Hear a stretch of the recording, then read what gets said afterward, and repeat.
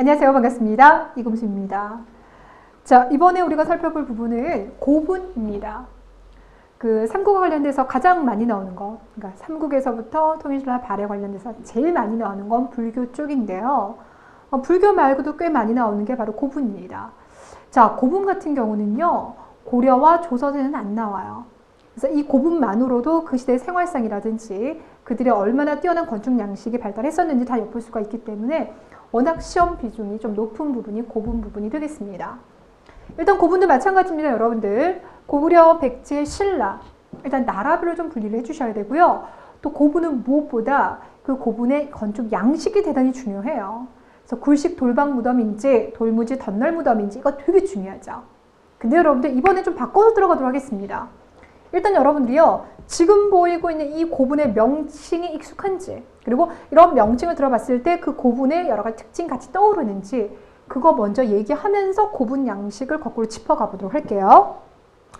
자, 일단 고구려 하면 장군총 나오죠. 이 장군총 같은 경우는 이제 장수왕의 무덤으로 많이 생각하고 있습니다만 아직까지 명확하지는 않아요.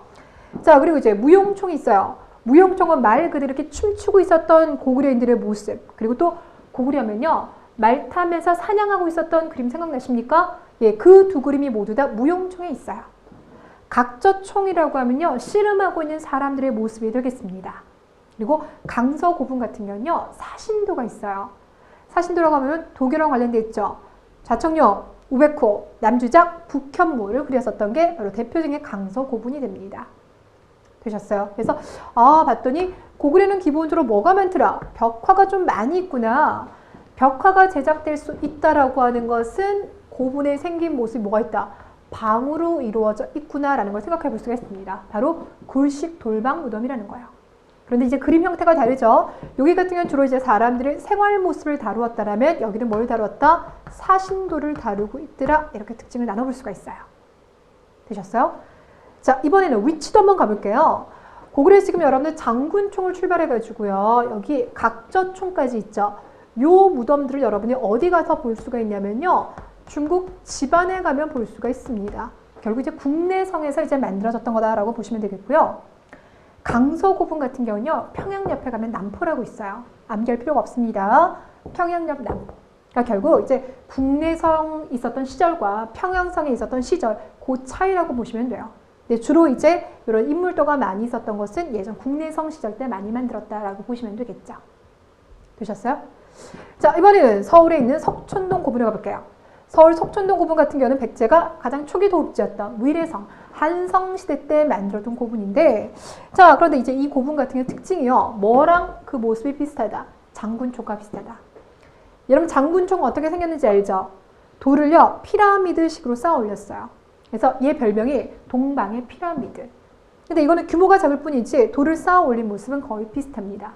그래서 둘 다 돌을 쌓아 올렸다 해서 이제 돌무지 무덤이라고 불러주는데, 이렇게 돌무지 무덤이 비슷한 형태로 고구려 집안 땅과 백제 땅의 곳곳에서 나타나고 있다는 건 결국 두 나라의 지배층이 같구나. 그래서 고구려에서 내려온 사람들이 백제를 건국했다라는 그 대표적인 증거가 되는 겁니다. 자, 그리고 이제 무령왕릉이 나왔어요. 무령왕릉 하면 시험에서 꼭 나오는 게 있죠. 무엇으로 만들었다? 예, 벽돌로 만들었다. 지난 시간에 얘기했다시피 벽돌이 나오게 되면 무조건 이거는 중국의 영향을 받는 거. 왜? 우리는 벽돌 만드는 거 별로 안 좋아하거든요. 되셨어요? 그래서 중국 양나라와 교류했던 그 흔적이 되는 것이 대표적인 이제 무령왕릉이네요. 그래서 이 무령왕릉 같은 경우는 백제가 운진에 있을 때 만들었던 것으로서 이 무령왕릉 같은 경우는 도굴이 안 된 상태에서 발견이 됐습니다. 그래서 엄청나게 많은 부장품들 우리가 볼 수 있게 됐는데, 그 중에서 대표적인 게 뭐가 있냐면요, 묘지석이라는 게 있어요. 말 그대로 무덤에 두는 돌인데요, 그냥 두는 게 아니라 이 무덤의 주인공이 누군지, 어느 정도 살았는지, 그가 어떻게 살았는지 여러 가지 내용을 담고 있는 것, 이것이 바로 묘지석이에요. 그러니까 죽은 자를 소개하는 글이 되겠는데, 이 묘지석의 내용을 봤더니 그런 게 있어요. 그러니까 무령왕과 무령왕비의 이제 무덤이거든요. 이 무덤을 만들 때 땅이 필요하잖아요. 그 땅을 신선에게 돈 주고 샀다, 이런 내용이 들어가 있습니다. 그러니까 실제로 신선에게 돈 준 건 아니지만 형식적으로라도 그렇게 생각한다는 거죠. 그래서 우리가 이 묘지석을 통해서, 거기에 담겨있는 글을 통해서 백제 사람들이 신선을 믿었구나, 그러니까 도교 사상을 엿볼 수 있다, 이렇게 얘기를 하죠. 이해되시겠어요? 자, 근데 하나 조심할 게 있어요, 여러분들. 무령왕릉 같은 경우도요, 단면도를 보시면 이렇게 생겼어요. 되셨어요? 자, 이렇게 생겼다는 것은 무엇이 가능하다? 벽화 그리는 게 가능하다라고 했죠. 단, 무령왕릉은 벽화가 없습니다. 벽돌로 만든 이런 무덤에도 벽화를 그릴 수는 있으나 무령왕릉에는 벽화가 없다는 게 특징이에요.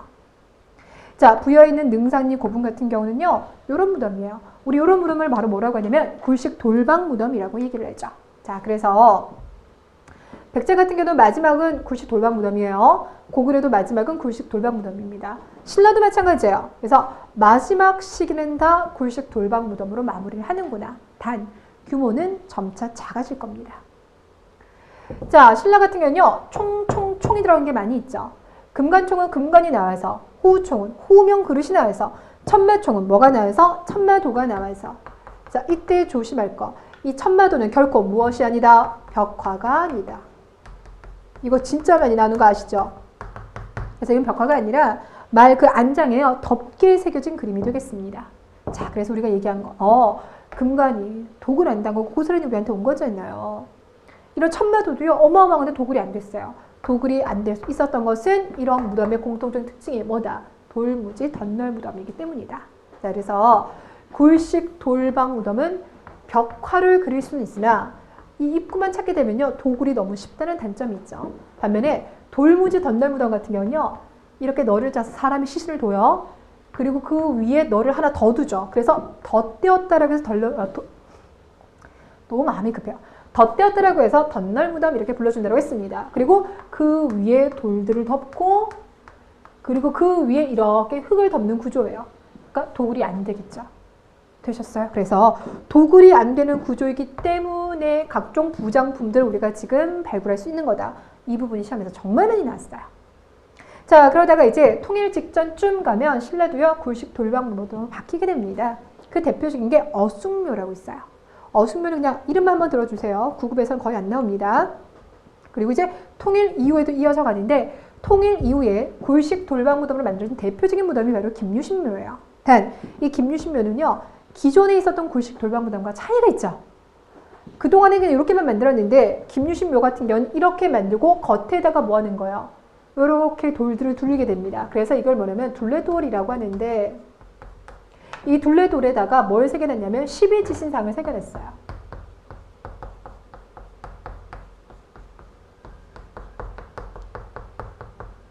오케이, 이렇게 접근하시면 돼요. 자, 그러면 이제 이걸 가지고요, 내용이 어찌 보면 되게 단순해요. 자, 그런데 이제 문제는 261번부터 출발을 해서요, 그 문제가 적어도 여러분들 지금 271번까지 나왔습니다. 그동안 기출문제에서 10개 이상이 대단히 자주 나왔다라고 볼 수 있어요. 단독 문제 치고는 정말 많이 나왔어요. 자, 261번. 옳지 아니하는 것은 그랬는데, 1번. 고구려의 돌무지 무덤. 이 고구려의 돌무지 무덤이 서울 석촌동 고분으로 이어지는 거죠. 자, 그러니까 고구려가 백제에 영향을 주었다는 표현은 맞는 겁니다. 2번에서 이제 벽돌이라고 했으니까 중국에 영향을 받은 거 맞고, 3번에서 자, 신라 돌무지 덧널 무덤은 나무 덧널을 설치하고 그 위에 돌만 쌓았다가 아니라요, 다시 모두 덮었어요. 봉분을 만들어놨습니다. 흙을 덮었어요. 답은 3번입니다. 2012년도 국가직 구급 문제치고는요, 뭐 이런 문제가 나오나 싶을 정도로 정말 지역적인 거 물어봤죠. 예, 꼼꼼하게 보셔야 됩니다. 그리고 굴식 돌방 무덤은 삼국이 모두 다 마지막 시기 때 다 만들었다는 거. 자, 그 다음에 262번에서요, 거기 봤더니 두 번째 줄 벽과 천장에는 벽화가 그려져 있다 라고 했으니까 굴식 돌방 무덤이 나와줘야 되는데, 장군총과 서울에 있는 석촌동 고분은 돌무지 무덤이죠. 피라미드식이죠. 천마총은 돌무지 덧널 무덤이죠. 답은 그래서 2번. 그냥 거저주는 문제였어요. 자, 63번에서부터 65번까지는요, 다 똑같은 문제예요. 뭘 물어보고 있냐면 돌무지 덧널 무덤이에요. 이걸 대놓고 물어보느냐, 이렇게 단면도로 나타내느냐, 차이만 있는 거지 똑같아요. 그럼에도 불구하고 제게 세 개를 다 넣었죠. 왜냐면 보기가 조금씩 다르기 때문이에요. 자, 1번에서 263번 1번입니다. 돌로 방을 만들고 외부와 연결하는 통로를 설치하였다라고 했으니까 굴식 돌방 무덤. 근데 참고로 장군총 같은 경우는 돌무지 무덤이긴 하지만요, 규모가 크면서 방이 있어요. 자, 2번에서 황남대총, 천마총은 좋았는데 장구총은 돌무지기 때문에 장구총 빼주셔야 되겠죠. 3번에서 벽돌로 방을 만들었다라고 했는데 벽돌 아닙니다, 여러분들. 자, 4번에서 벽돌로 만든 건 여러분 무령왕릉이고요. 4번에서 무덤 안에서 많은 부장품이 출토되었다. 서봉총 등의 사례가 있다라 했는데요.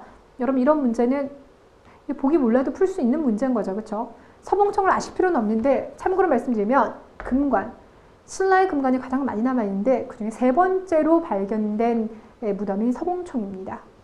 답은 그래서 4번이 되겠습니다. 자, 이번 264번 그림에 대한 설명으로 옳은 것은 그랬는데 답이 금방 보이죠. 도굴이 어렵다. 껴묵거리가 많이 남아있다. 거기 3번에서 돌로 널방을 짠다. 그 다음에 4번에서 벽화를 그렸다 라고 했으니까 3번과 4번은 모두 다 구식 돌방무다. 자, 65번에서도 돌무지 덧널무덤이 나왔어요. 1번 청동기 시대부터 주로 만들었다. 여러분 우리 청동기 시기 때 만들었던 무덤 하면 세 가지 얘기했었어요. 뭐가 있을까요? 일단 고인돌이 있었고요. 그리고 돌무지 무덤이 있었어요. 됐어요? 그리고 또 하나가 돌널무덤. 그래서 제가 수업할 때 이렇게 얘기했었죠. 청동기 시기 같은 경우는 이렇게 돌 들어간 거. 고인돌, 돌무지 무덤, 돌널 무덤이 있었고 철기 같은 경우는 널무덤과 동무덤, 항아리랑 나무로 무덤을 만들었습니다. 청동기는 고인돌, 돌무지, 돌널, 철기는 널과 독. 자, 그러니까 거기서 1번에서 청동기 시대부터 만들어졌다. 그러니까 이제 돌무지 무덤이 여기서부터 쭉 이어져 오는 거죠. 자, 그러니까 이건 틀린 거고.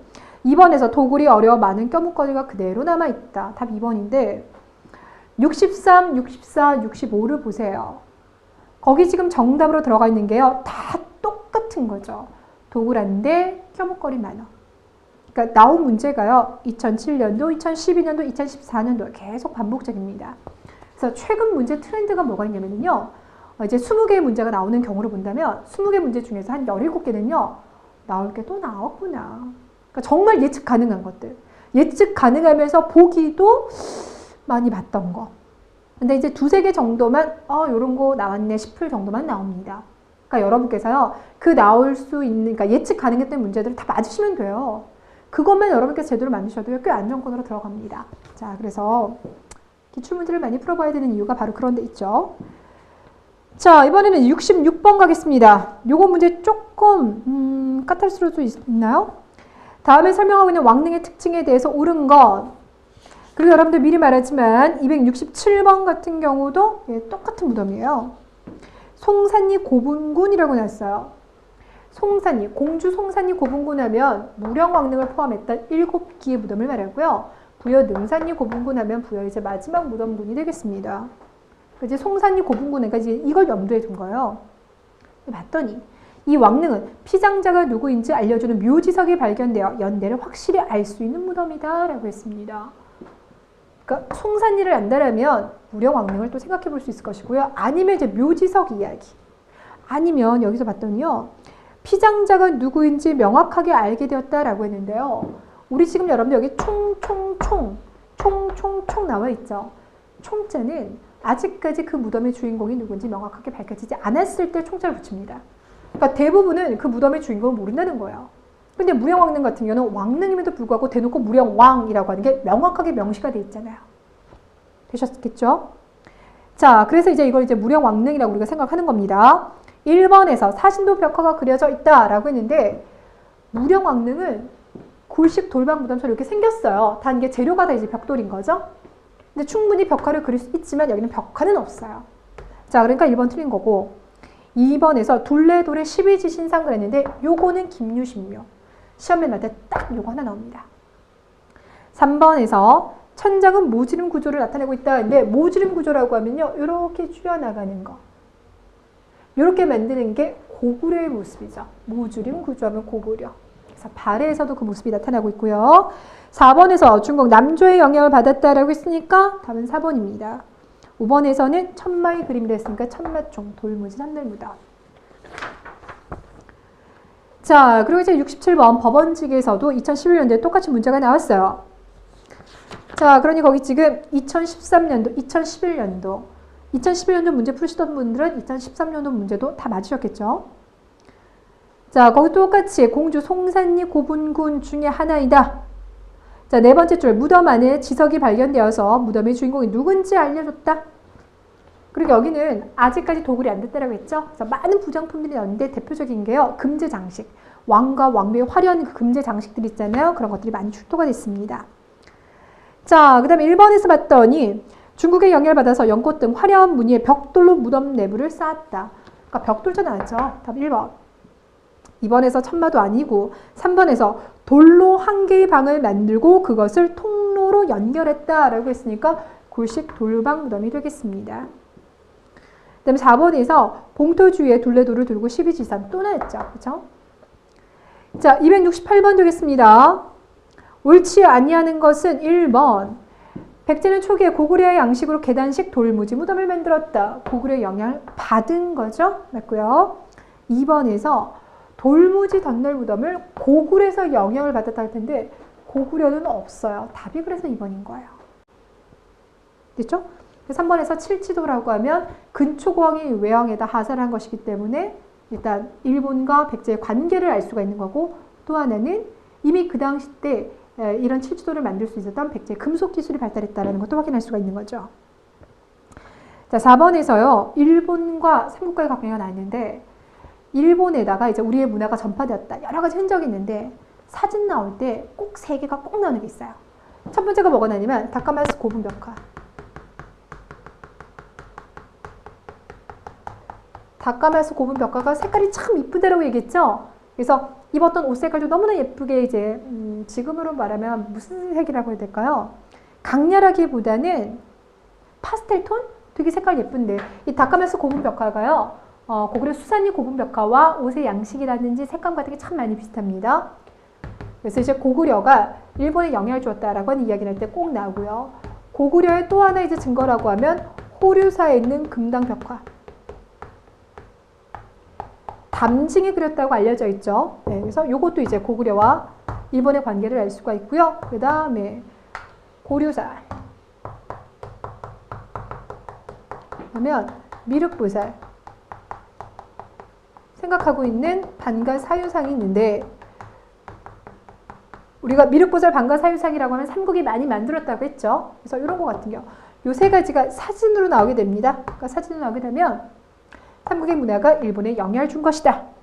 자, 그러니까 다카마스 고분벽화 일본에 영향을 줬고 고구려 수산리 고분벽화에 영향을 받은 것이다. 맞는 거죠. 답이 그래서 2번입니다. 자, 이번에는 69번 백제랑 관련된 건 옳지 아니하는 것은 그랬는데요.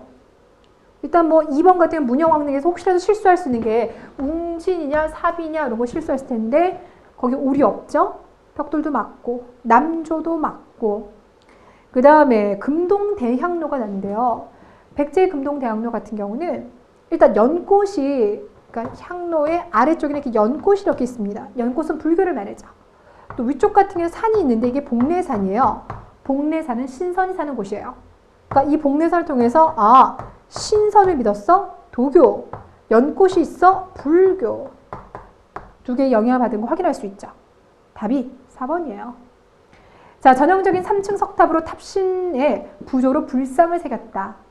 중대, 하대 두 중에서 언제입니까? 하대. 진전사지 3층 석탑 관련돼 있어요. 다 보이시죠? 자, 그 다음에 270번.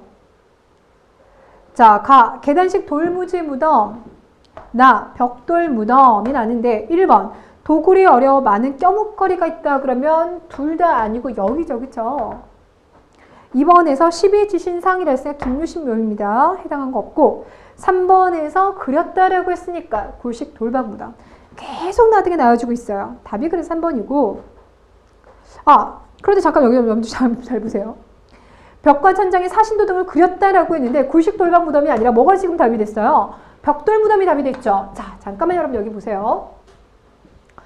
제가 아까 무령왕릉 설명드리면서 무령왕릉도 재료가 지금 벽돌에 들어갔을 뿐이지 기본 구조 자체는 얘랑 비슷하다 그랬죠. 그래서 여기는 벽화를 그릴 수는 있는데 무령왕릉에 벽화가 없을 뿐이다 라고 말했습니다. 자, 그럼 이제 어떤 얘기를 추가로 해야 되냐면 여기 여러분들 지금 공주에서 지금 공주 송산리에서 무덤이 나는데 모두 7기가 났다라고 했죠. 그 중에 이제 7번째가 무령왕릉이에요. 근데 6번째, 그러니까 6호분이라고 합니다. 공주 송산리에서 났던 6호분. 요 무덤 같은 경우는요, 뭐가 있냐면 벽돌로 만들어진 무덤으로서 벽화가 있어요. 이게 특징이에요. 바로 옆에 있어요. 6호분은 벽돌로 만들어져 있어요. 둘 다 벽돌은 벽돌입니다. 근데 여기는 벽화가 있어요. 무령왕릉은 벽화가 없다 그랬죠. 이 차이가 있어요. 자, 그래서 거기에 벽과 천장에 사신도 등을 그렸다라고 하는 건 바로 이 6호분을 두고 하는 얘기예요. 그래서 이 법원직 문제가요. 그러니까 가끔 정말 이렇게 허걱 싶은 문제들을 잘 내는 건 일단 경찰 쪽 문제가 그런 게 되게 많고요. 법원직 같은 경우는 수능 스타일을 추구하다 보니까 가끔 이제 이런 문제들이 나오는데 답이 그래서 2번이 된다라는 거. 그러니까 사신도가 기본적으로 고글에서 많이 나오긴 했지만 완전 전유물은 아니고 백제에서도 나왔다라는 거. 신경 좀 쓰시고요. 다음 4번에서 모주림 구조라고 하면 고구려의 구식 돌방 무덤입니다. 자, 그래서 이제 모주림 천장하면 고구려의 이제 전매 특허다라고 생각하시면 되겠고요.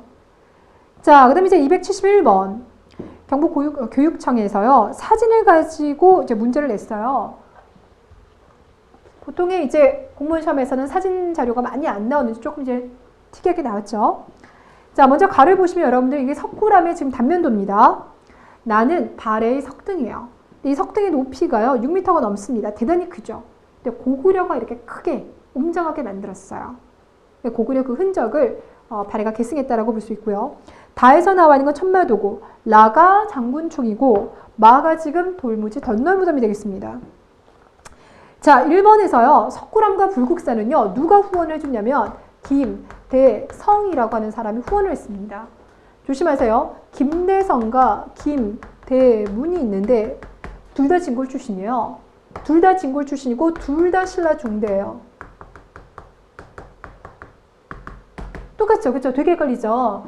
되게 헷갈리는데 차이가 뭐냐면 이 사람은 불국사와 석굴암을 건립했던 사람이고요. 김대문은 화랑세기, 고승전 이런 걸 이제 집필한 사람이에요. 서로 달라요. 그래서 기억할 때 아, 김대문 글을 썼겠구나 이렇게 기억해 주세요. 자, 그러니까 1번에서 지방호족의 세력의 지원을 받아서가 아니라 누가요? 진골이 국가의 도움을 받아서 그래서 불국사와 석굴암을 완성을 한 겁니다. 자, 2번에서 발해 석등의 이 거대함은요, 고구려와 관련됐습니다. 당나라 아니고요. 3번에서는 굴식 돌방무덤이 아니라 돌무지 덧널무덤이고 4번에서는 고구려의 전형적인 무덤이라고 하려면 전형적인 건 굴식 돌방무덤에서 찾아주시면 돼요. 자, 결국 5번이 되겠습니다. 도구를 쉽지 않은 이런 돌무지 덧널무덤에서 천마도 같은 다가 이제 발견이 된 거죠. 답은 그래서 5번. 자, 그래서 이제 고분 같은 경우는 문제를 봤더니 거의 나왔던 것들이 또 나오고 또 나오는 형태인데 아까도 보셨다시피 무령왕릉은 벽화가 없지만 6호분 같은 경우는 벽화가 있다라고 하는 거. 이런 예외적인 게 이제 슬슬 나올 수가 있다라는 거예요. 그런데 그 예외적인 것이 어쩌다 나오는 것이기 때문에 기본적인 것을 우리가 가장 기본 내용에서 다루었던 조 내용부터 여러분들 확실하게 기억을 해주시면 좋겠습니다.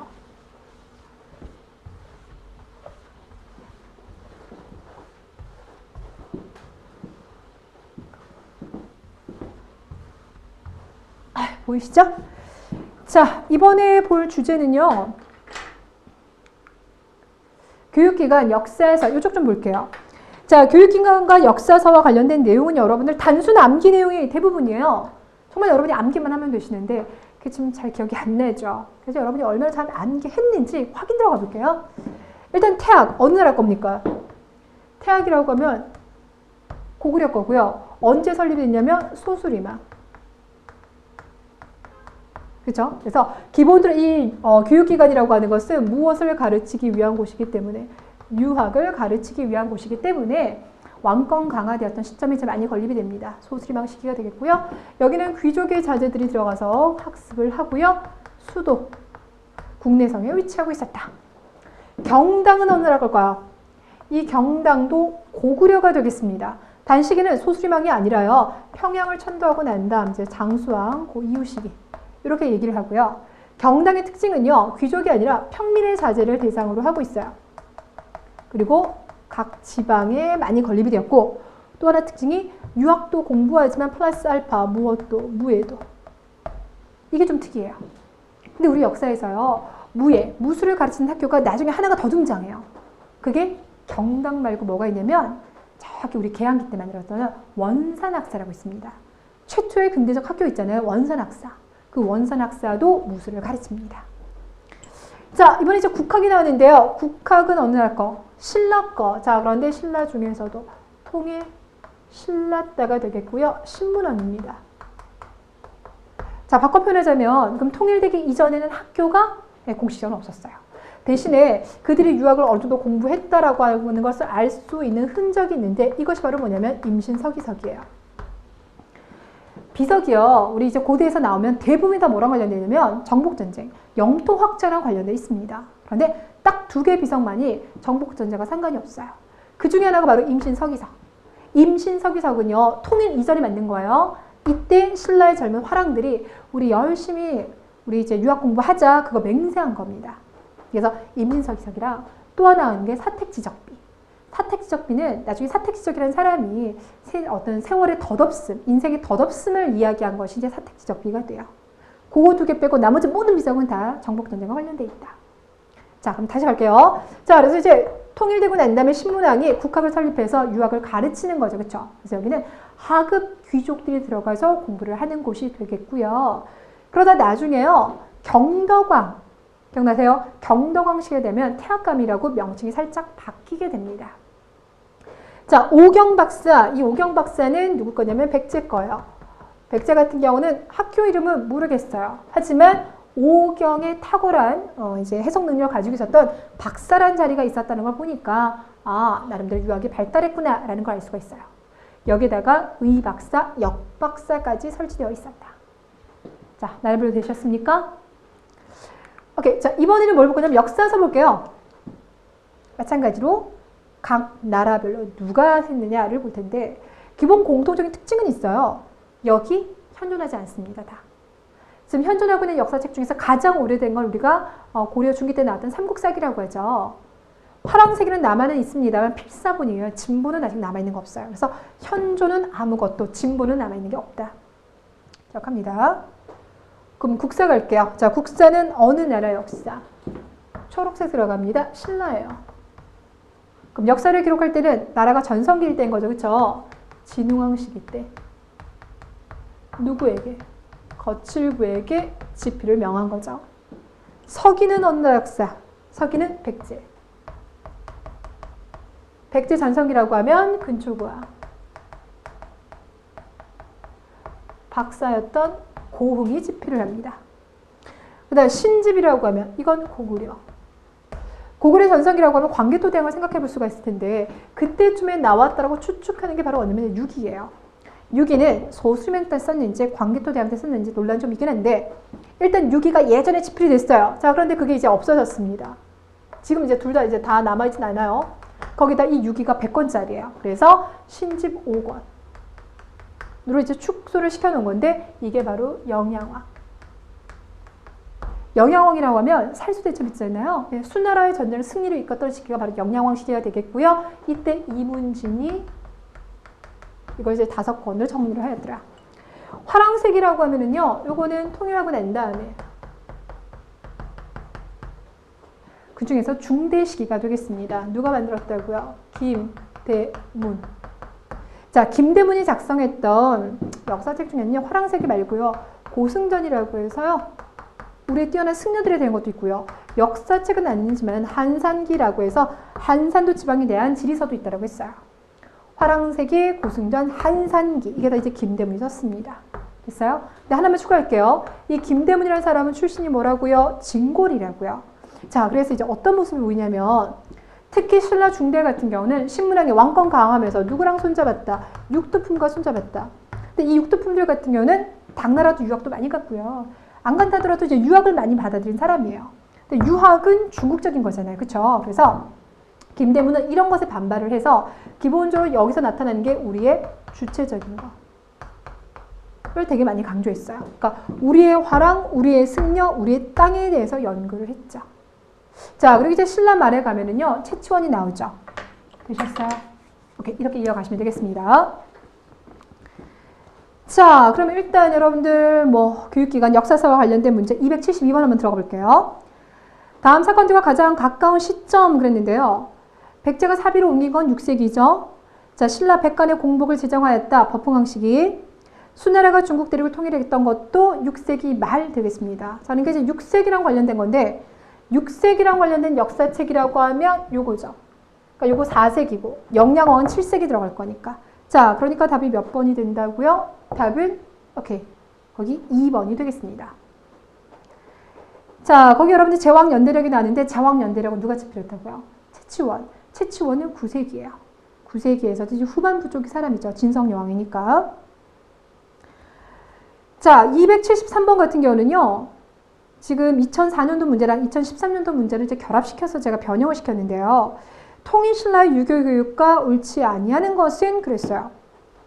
자, 거기서 1번 신문왕기 국학을 세운 거 어디 갔습니까? 이거 맞죠? 2번에서 대표적인 육두품 출신의 학자금 설총이 왕에게 올렸던 글이 화한계라고 있었고요. 3번에서요. 태학감으로 고쳤다는데 태학감으로 고친 건요. 경덕왕이에요. 거기서 이제 성덕왕 나오는데 성덕왕 같은 경우는 정전이잖아요. 정전 지급한 거 그거 생각해 주시면 됩니다. 문제가 조금 깐깐했어요. 네. 자, 4번에서 원성왕 때 독서 3품과 실시했다가 폐지시켰고 5번에서 진성여왕 때 채치원 나왔고 시무 10조가 개혁안이 되겠습니다. 자, 그 다음에 274번에서는요. 이거 연습하려고 한 번 더 넣어놨어요. 그러니까 여러분께서 읽어보시면 암기로 충분히 풀 수 있는 문제니까 가능할 것 같고요. 275번 요거는 한번 풀어볼게요. 자, 275번에서 옳은 거 먼저 기억해서 설총하면 이두를 정리하였다. 그리고 그는 육두품 출신의 학자 맞죠? 그러니까 이제 설총은 맞는 거예요. 니은에서 이문진이 유기를 간철해서 신집 5권도 맞죠? 근데 디귿에서 김대문은 화랑세기까지는 좋았는데 개원필경이라고 하면 채치원의 문집입니다.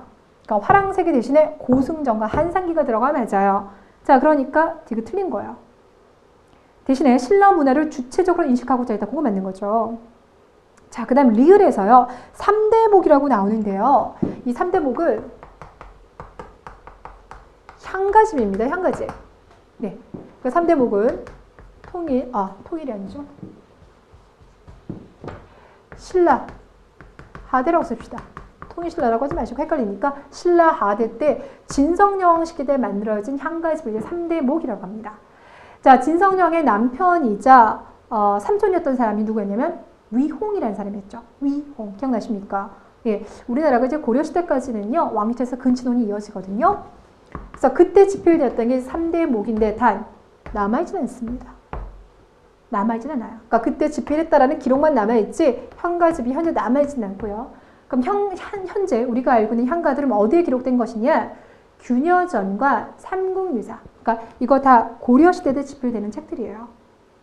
되셨죠? 자, 그래서 리을에서 현존 최고라는 표현이 쓰였습니다. 진성여왕의 남편이었던 위홍이 참여를 했었던 3대목은 현재 남아있지는 않습니다.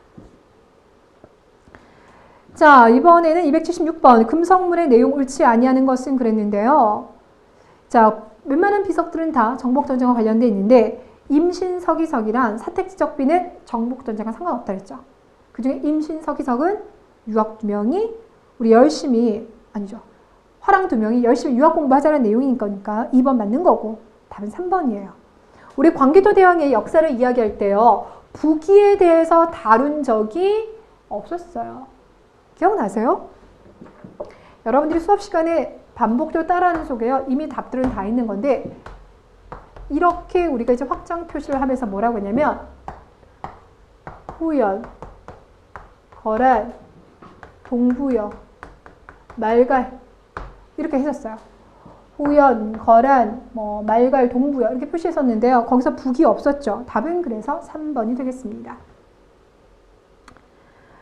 자, 이번에는 277번 문제부터는요, 어디를 다룰 거냐면, 도교 쪽을 다뤄볼게요.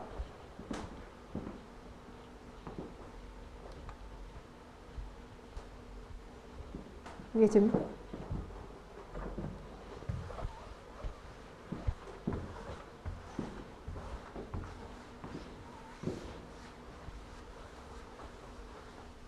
자, 도교를 다뤄볼 텐데, 일단 도교가 믿고 있는 건 신이 되게 많죠. 그 신 중에서 특히 주목하는 게 이제 신선. 그러니까 신선처럼 안 아프고 오래 살면 좋겠다. 불로장생을 꿈꾸고 있는 것이 도교이다. 체계적인 신앙은 없었고요. 되셨어요.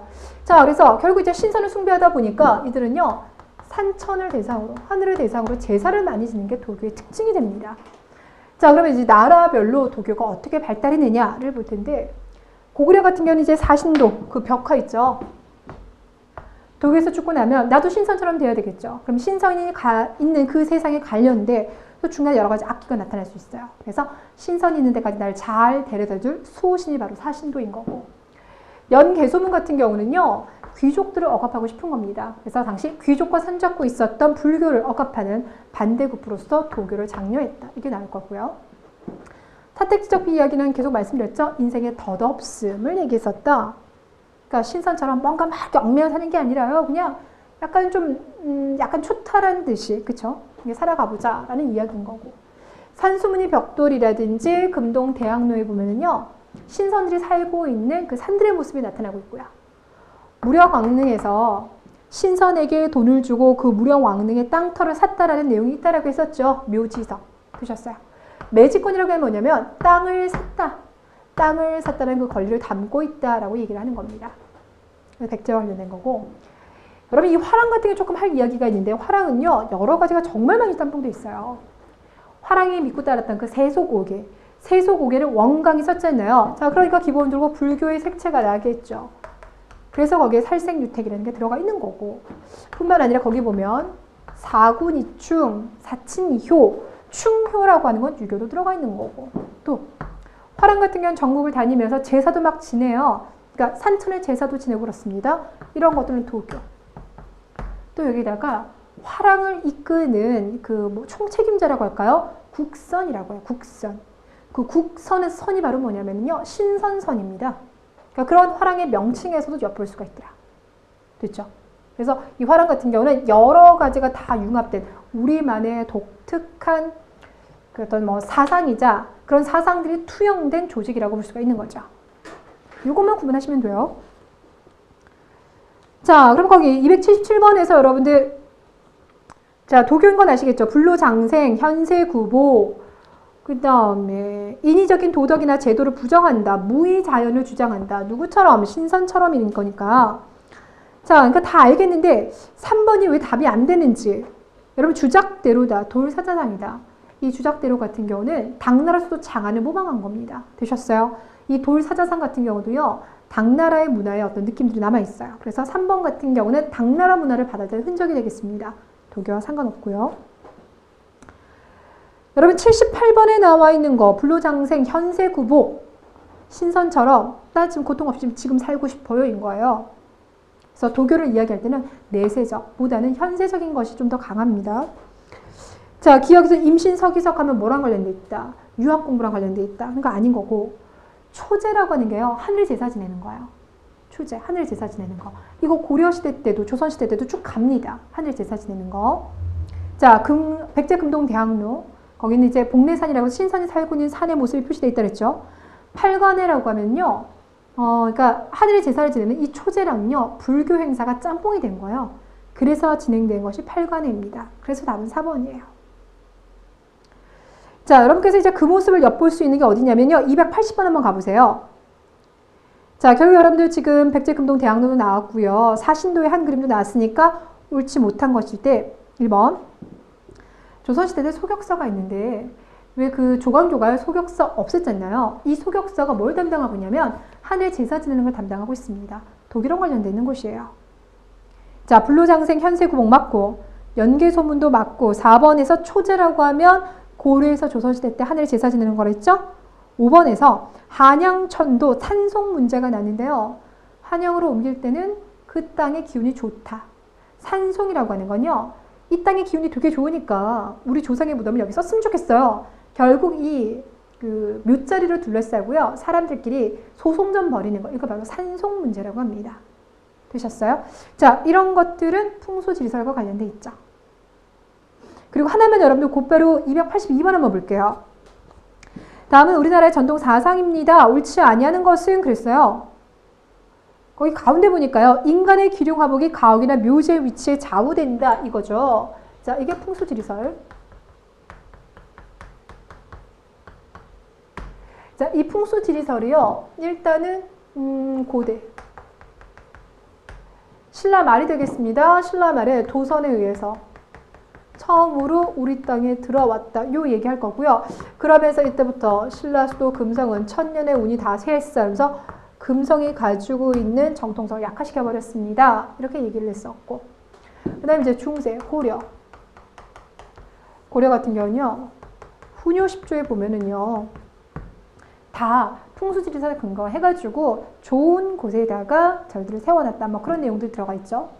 그 다음에 여기도 있었고 또 서경을 중시 여겨서 서경길치설이 나왔습니다.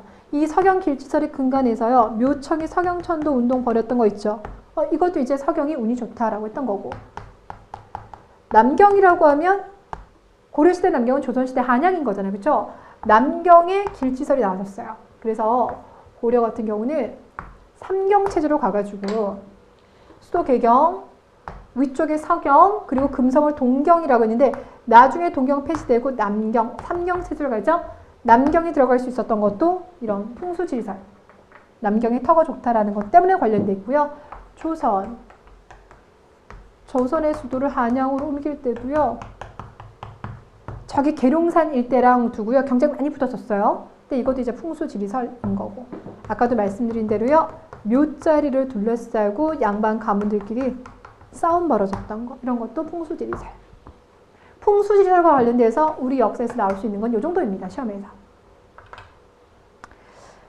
자, 그러니까 1번에서 됐고 2번에서 산수문전, 백제금동대향로, 신선이 살고 있는 곳을 나타낸 것이죠. 답은 그래서 2번이 됩니다. 자, 281번. 자, 발음 되게 안 되는 거 나왔어요. 채치원의 난낭비석. 발음 잘 되시는 분들 계신가요? 난낭비석. 오케이. 자, 화랑의 어떤 난낭을 위해서 만든 비석입니다. 채치원이 쓴 글인데요. 근데 거기를 한번 보시면 나라에 현묘한 도가 있으니 풍류라 한다 했어요. 이 풍류가 바로 화랑을 말합니다. 그러니까 신라만의 아주 좋은 그런 뭐랄까 사상이 있으니 이것이 바로 화랑도이다 라고 소개하는 거예요. 실노인은 삼교를 포함하고 백성들을 교화한다라고 했습니다. 그래서 삼교를 포함하고. 자, 채치원이 활동했었던 신라 말이 되면은요. 기본적으로 유교에다가 불교. 그러니까 그가 당나라 유학했다는 거 알 수 있고요. 불교 기본적으로 있죠. 여기에다가 풍수지리설. 도교는 아니에요. 자, 근데 볼 텐데 이를테면 들어와서는 집안의 효를 행하고 나가선 나라에 충성한다 라고 했는데 효를 행하고 충을 행한다. 유교를 말하죠. 노나라 사구라고 했는데요. 이 사구가 법무장관이에요. 노나라에서 법무장관 한 사람. 그가 바로 공자입니다. 자, 그리고 하였다고 자랑함이 없는 일을 하고 말없이 가르침을 행하는 것은 주나라 주사의 뜻이다. 이게 주자예요. 그러니까 이제 자연적인 삶을 사는 걸 말하죠. 그러니까 여기서 이제 도교도 언급이 조금 됐네요. 그 다음 모든 악을 짓지 말고 모든 선을 만들어 받들어 행하라 함은 축건태자의 교화다 그랬는데 축건태자가 석가모니입니다. 불교 쪽을 말하고 있어요.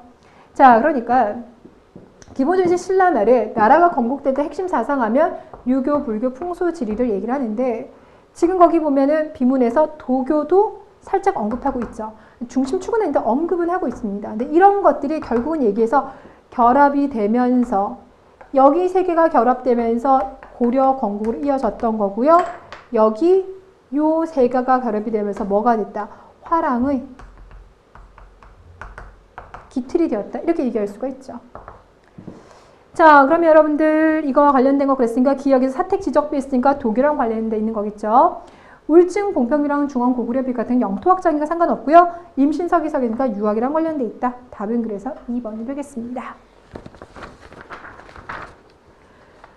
자, 그 다음에 283번 같은 경우는요. 3국의 문화 부분, 특히 그 중에서 과학기술 부분의 문제가 너무 빠져가지고 제가 한번 넣어봤는데요. 자, 거기 지금 국가직 7급이긴 하지만 여러분들이 푸실 수는 있어요. 그거 하나만 조심하면 되는데 고구려 같은 경우는요. 그 구식 돌방 무덤 있잖아요. 거기 천장 보면은요. 별자리 같은 것도 막 그려뒀어요. 그리고 천문도가 지금 남아있지는 않습니다만 고구려인들이 만들어준 천문도가 대단히 뛰어나대요. 그래서 그걸 근간으로 해서요. 천상열차 분야지도라고 해서 들어보신 적 있죠? 이게 여러분들 지금 10,000원짜리 그 뒷면에 보시면 천상열차 분야지도가요. 배경으로 들어가 있어요. 조선시대 때 만든 천문도가 되겠고 이것이 이제 고구려의 천문도를 바탕으로 하였다라고 얘기합니다. 그러니까 그것만 조심하시면 답은 금방 보실 거예요. 자, 마지막으로 여러분들 284번에서부터 86번 문제까지는요. 일본가의 문화 부분입니다. 다 아시는 내용인데 암기가 안 될 것 같아서요. 확인차 문제 넣어봤는데요. 일단 마찬가지로 나라별로 좀 정리를 가볼게요. 담징 해자가 보이죠? 담징 해자는 고구려. 아지키 왕인 노리사치계 백제. 백제가 이들 중에서 가장 일본과 교류를 많이 하죠. 근데 그 중에서 아지키랑 왕인은요. 시기가 조금 빠릅니다. 언제냐면 4세기예요. 나머지는 거의 다 이제 6세기나 7세기인데 백제는 일찍부터 교류했기 때문에 4세기가 나올 거고요. 축제술 이야기 나왔으면요. 이건 신라랑 관련돼 있고요. 뭐 이제 가야 통일신라 이렇게 되겠죠. 자, 그러면 거꾸로 갑니다. 쇼토쿠 대자의 스승이랍니다. 쇼토쿠 대자의 스승이었던 사람은 해자. 한자를 전래했대요. 주의할 건 한자 가고 난 다음에 천자문과 논어 들어갔겠죠. 그래서 한자는요. 아직기. 천자문과 논어는 그의 제자였던 왕인. 이렇게 들어갑니다. 자, 불교는요. 노리사치계가 성황 시기 때 전파시켜줬고요. 한인의 연못? 이거 저수지예요. 근데 그 저수지를 한인의 연못이라고 불러줘요. 왜냐? 여러분 저수지 쌓기 위해서는요. 축제술, 그러니까 제방 쌓고 이런 기술이 있어야 되겠죠. 이거 그냥 막 쌓는다고 해서 되는 거 아니죠. 두께도 적당히 해야 되지만 물의 압력을 견딜 수가 있습니다. 그럼 이런 것들을 잘 만들게 누구냐면 신라입니다. 그래서 신라의 축제술에 영향을 받아서 저수지들을 많이 만들었다. 자, 스에키 문화와 하코 문화가 나왔는데 스에키 같은 경우는 이제 톡이라는 게 들어가야 되겠죠. 그리고 요거 말고 가장 많이 나는 게요. 아스카가 제일 많이 나와요. 일본 본격적인 불교 문화를 이제 아스카 문화라고 하는데 이제 6세기, 7세기 때 많이 발달을 합니다. 그 전에 발달되었던 스에키 토기 문화 같은 경우는 가의 단단한 톡에 영향을 받았던 거고, 하코 문화 같은 경우는요. 통일신라 시기 때 통일신라 하면 뭐 의상이라든지 원효의 불교, 설총각, 강술, 유학 이런 것에 영향을 받아서 하쿠오 문화, 그리고 이제 삼국시대 후반부 때 아스카 문화가 탄생하였다. 이렇게 보시면 됩니다. 자, 그래서 여러분들 284번 거기 보시면 이제 실수만 안 하시면 답들이 다 나오는 거죠. 그쵸? 아, 그죠. 하나 빼먹은 게 있네요. 호류사 금당벽화 누구라고요? 담징. 여기 넣으시면서 담징은 종이랑 제조 방법도 알려줬다. 이렇게 하면 되겠죠. 그래서 284번 틀리신 분들은 이런 연습 좀 해보시고요. 자, 285번 바르게 된 것 이랬어요. 1번 고구려는 일본의 종이와 먹의 제조 방법을 전파하였다. 누가? 담징이. 그러니까 1번 맞고, 2번에서는요. 삼국의 문화가 어디예요? 아스카 문화. 하코 문화는 통일신라의 문화와 관련돼 있다. 한인의 연못. 축제술은 누가 알려줬다? 신라가 알려줬다. 신라가 이렇게 뒤늦게 뛰어든 이유는 백제랑 이제 일본이 계속 교류를 하니까 그 관계 끊어버리려고 신라가 뒤늦게 이제 일본과 교류합니다. 자, 그러니 거기 4번 틀렸고요. 5번에서 정토신앙이 보급되어서 불교의 대중화에 기여했다고 그랬는데 기본적으로 정토신앙이라고 하면 언제입니까? 우리 원효이기 때문에 통일되고 난 다음에 문제겠죠? 거기서 삼국의 문화라고 했으니까 시기적으로 일단 다릅니다. 되셨어요? 자, 그리고 이제 마지막으로도 마찬가지예요. 286번에 봤더니 아스카 문화 그랬습니다. 아스카 문화는 우리 삼국이랑 관련돼 있다. 자, 그래서 여러분들 여기서도 답 1번 원효, 설총, 강수는 통일신라 시대니까. 그러니까 여기는요. 고대 문화를 흐르는 기본적인 틀 속의 하나는 분야별로 정리를 하면서도 시기별로 삼국이냐, 신라 중대냐, 신라 하대냐, 그거 끊어가는 거 정말 꼭 기억하시면서, 염두하시면서 마무리 하시길 바라겠습니다. 자, 이렇게 해서 여러분들 우리 고대 끝났습니다. 고생 많으셨고요. 다음 시기 때는 중세 들어가겠습니다. 새로운 모습을 찾아뵙겠습니다. 고생 많으셨습니다.